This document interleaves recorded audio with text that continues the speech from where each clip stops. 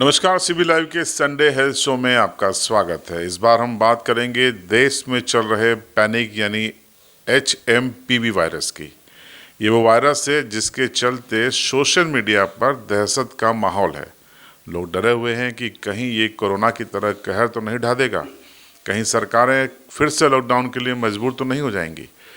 आप सबकी चिंताओं के बीच में आपके इन तमाम सवालों को लेकर हम पहुंच गए डॉक्टर शीतल शाह के पास। आपके इन सवालों को हमने उनके सामने रखा, पूछा कि ये HMPV क्या है, क्या लक्षण है, क्या बचाव है और क्या ये वाकई में पैनिक है। सुनिए डॉक्टर साहब का पूरा बयान।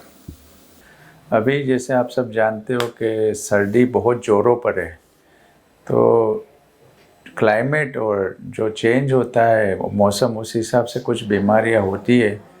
तो जब सर्दी बहुत ज़्यादा होती है, ठंडी का मौसम होता है, तो फ्लू नाम की बीमारी बहुत ज़्यादा होती है।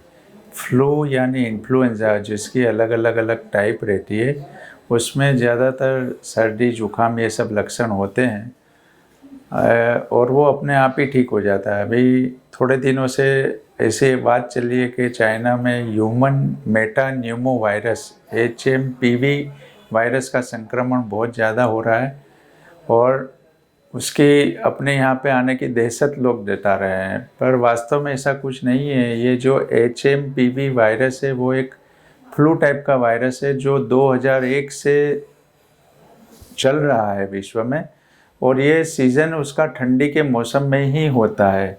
ये न्यूमोविरिडा फैमिली का एक वायरस है और ये जो वायरस होता है वो संक्रमण ज़्यादातर सब लोगों को हो सकता है, पर 3 लोगों के ग्रुप में इसका संक्रमण हो तो उसकी वजह से व्यक्ति की तबीयत बिगड़ने का चांस ज़्यादा रहता है। एक तो जन्म के एक दिन से 5 साल के बच्चों में ये थोड़ा ज़्यादा परेशान करता है। दूसरा, जो बुजुर्ग लोग हैं घर में जिनकी उम्र 60-65 साल से ज़्यादा है, उनको परेशान करता है। और तीसरा, जो व्यक्ति है जिसकी इम्यूनिटी यानी कि रोग प्रतिकारक शक्ति कम होती है, जैसे कोई व्यक्ति को कैंसर हुआ है, कैंसर की ट्रीटमेंट ले रहा है, डायबिटीज़ हो गया है, या उसको HIV जैसी कोई बीमारी हो, तो उसकी रोग प्रतिकारक शक्ति कम रहती है, तो ये बीमारी का चेप लगने से ऐसा हो सकता है। ये जो वायरस है अपन जानते हैं, ऐसे कोरोना में जैसे कोरोना के वायरस फैल रहते थे, ऐसे ही ये ड्रॉपलेट मतलब जो बूंदे रहती है उसमें ये वायरस रहते हैं और कहीं पे भी हो सकते हैं। जैसे आपके घर में टेबल पे, दरवाजे के हैंडल पे, या कहीं पे भी ये वायरस लग जाते हैं। तो ये वायरस का चेप लगता है तो अपने नाक के रास्ते से फेफड़े में जाते हैं और कहीं पे जाते नहीं हैं, ताकि फेफड़े में जाने के बाद इसके जो प्रारंभिक लक्षण है वो है नाक में पानी आना, नाक बंद हो जाना, छींके आना, गले में दुखना, बुखार आना, सांस लेने में दिक्कत होना, ये सब उसके लक्षण हैं। अगर बहुत ज़्यादा संक्रमण हो तो व्यक्ति को थोड़ा चलने में सांस फूलने लगता है और ऑक्सीजन का लेवल कम होता है। ये सब उसके लक्षण हैं, पर ज़्यादातर ये बहुत सीरियस होता नहीं है, अपने आप ही 2-3 दिन में ठीक हो जाता है, कुछ लोगों को 5 दिन में ठीक हो जाता है। अगर आपको बहुत तेज़ बुखार है, सांस लेने में दिक्कत हो रही है, तो आप अपने नज़दीकी डॉक्टर से जा संपर्क करिए। वो आपका ऑक्सीजन का लेवल जो SpO2 पल्स ऑक्सीमेट्री बोलते हैं वो चेक करके, या बहुत सीरियस केस में एक्सरे या CT स्कैन करवा के उसका निदान करेंगे। जहाँ तक बात है ट्रीटमेंट की, उसकी अभी तक कोई स्पेसिफिक एंटीवायरल ड्रग नहीं है मार्केट में। जो भी दवाई है वो सिम्टोमेटिक है, जो माइल्ड एंटीबायोटिक दवाई देते हैं और गले में कंजेशन हो, गले में भारीपन लग रहा हो, नाक में पानी आ रहा हो, छींके आ रही हो, तो एंटीहिस्टामिनिक्स और पैरासीटामोल, मेटासिन, क्रोसिन, डोलो की गोलियाँ देते हैं।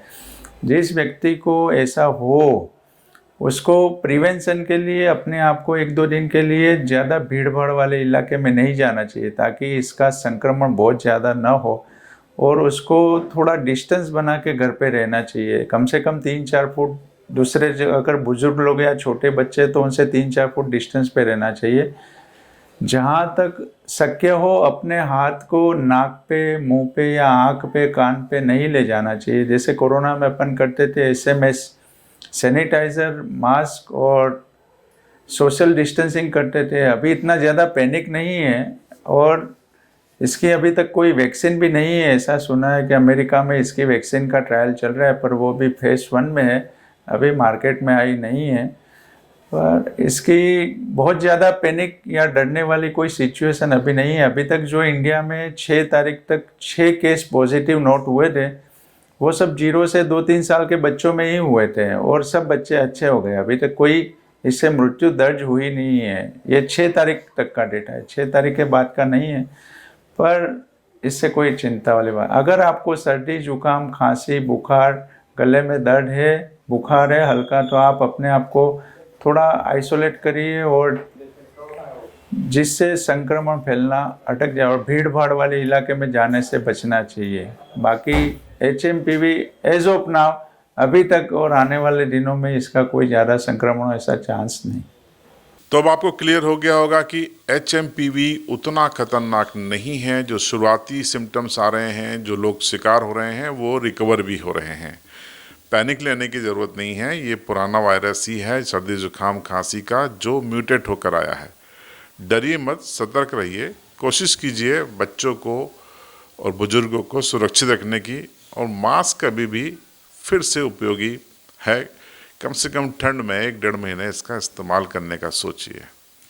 फिर से आपसे मुलाकात होगी अगले संडे हेल्थ शो में एक नए विषय के साथ, जिसमें हम आपको बताएंगे कि स्टोन पथरी किस तरीके से आपको परेशान करती है और किस तरीके से आप बच सकते हैं।